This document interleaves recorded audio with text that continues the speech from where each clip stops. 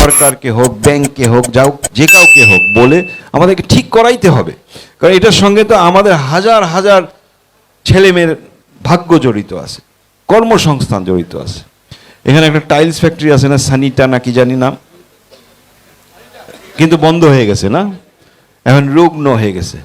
এখানে তো অনেক মানুষ করে খেত, এই যে ওর ফ্যাক্টরিতে অনেকগুলা মানুষ করে খেত, ও অসুবিধার মধ্যে পড়েছে, তাকে ব্যাংকিং ফ্যাসিলিটি দিতে হবে।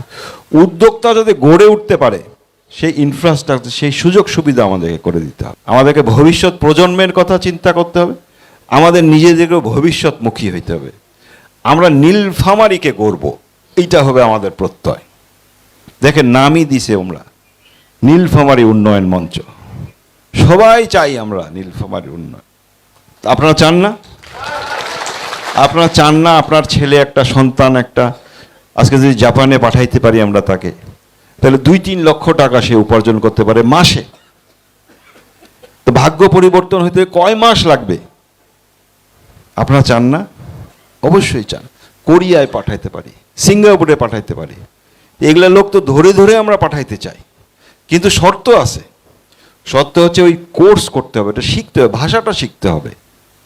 তো এতটুকু কষ্ট করলেই, 6 মাস 1 বছর কষ্ট করলেই সারা জীবনটা তার জন্য, তার পরিবারের জন্য পরিবর্তন হয়ে গেল। এতটুকু পরিবর্তন, এতটুকু কষ্ট তো আমাদের করতে হবে। করব আমরা, যাকে লাগে বলা, আমরা তাকে দিয়ে এটা এক্সপ্যান্ড করাবো। আজকে 50,000 হয়েছে, কালকে আরো 600 করে হলে 1 লক্ষ 1.5 লক্ষ মানুষ চাকরি করবে। এরা কোথা থেকে করবে? নীলফামারীর লোকই তো চাকরি করবে নাকি? তা আপনারা চান না? হয়তোবা আমাদের এখানে আরো এরকম লেনিনের মতো আরো উদ্যোক্তারা যায় ফ্যাক্টরি দিবে। তা আমরা কেন করব না? একটা বেসিক শিল্প নগরী হোক, নাই তো আমাদের জেলায়, আমরা এগুলো করবো না? একটা দেখেন, পার্ক আছে কোনো নীলফামারী শহরে? বিনোদনের কোনো জায়গা আছে? আপনার পরিবারকে নিয়ে, আপনার বাচ্চাদেরকে নিয়ে যাবেন একটা জায়গায়, আরাম করে বসবেন, এনজয় করবেন, খাওয়া দাওয়া করবেন, আছে কোনো জায়গা? ভালো একটা স্কুলেরও অভাব, ভালো একটা কলেজেরও অভাব, যে এখান থেকে পড়াশোনা করে ভালো ইঞ্জিনিয়ারিং কলেজে, মেডিকেল কলেজে অথবা ভালো বিশ্ববিদ্যালয়ে ভর্তি হবে, সেই সুযোগটাও কিন্তু আমাদের নীলফামারীতে নয়। এটার জন্য তো আমরা চেষ্টা করতে পারি, পারি না? অবশ্যই পারি। সো আমরা অনেক কিছুই চেষ্টা করতে পারি, চেষ্টা করতে চাই, যদি আপনারা সমর্থন দিতে পারে। আপনারা নির্ভয়ে সমর্থন দিতে হবে। 12ই ফেব্রুয়ারি যে নির্বাচন, অনেকে ভয় দেখাইতে চাইতে পারে আপনাদেরকে।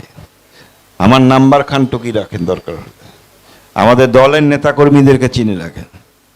আমরা যাব আপনাদেরকে প্রোটেক্ট করতে। এটা আপনাদের হক, এটা আপনাদের অধিকার। আপনাদের অধিকার আপনাদেরকে আদায় করে নিতে হবে। যদি কেউ ভয় দেখায়, মক জানান, কায়ে ভয় দেখাছে, আমরা যাই উল্টা তাদেরকে ধরব। সুতরাং নির্ভয় থাকেন। আমরা সাম্যের বাংলাদেশ, শান্তির বাংলাদেশ গড়তে চাই, আমরা ন্যায়ের বাংলাদেশ গড়তে চাই, উদ্যোক্তা বানাতে চাই, নীলফামারী শহরকে আগাইতে চাই। নীলফামারী শহরকে যে কোনোভাবে আমাদের আগায় নিয়ে যেতে হবে। আমরা যাতে রংপুর বিভাগের মধ্যে প্রথম শহর হইতে পারি অন্তত আগামী 5 বছরের মধ্যে। আমরা প্রথম নিরক্ষর মুক্ত শহর বানাতে চাই নীলফামারীকে। আপনারা রাজি আছেন? আমরা কাউকে অশিক্ষিত রাখতে চাই না, কারণ শিক্ষার আলো পৌঁছে দিলে সেটা সবচেয়ে বড় আলো। আপনি একটা মানুষকে শিক্ষিত করে দেন, সেরকম গুজব থেকে, ভয় থেকে, ভীতি থেকে সব কিছুর ঊর্ধ্বে উঠে আসবে।